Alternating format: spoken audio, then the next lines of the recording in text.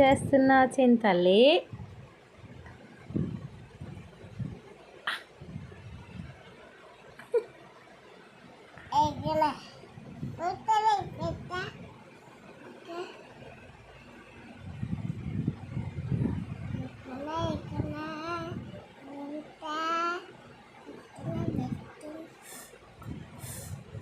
ఏమైంది నీకు?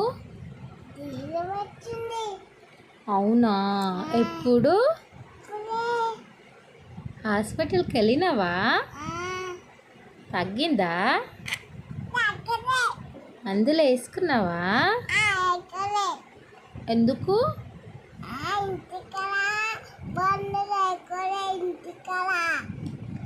ఎందుకు వేసుకోలే? అన్నం తిన్నావా?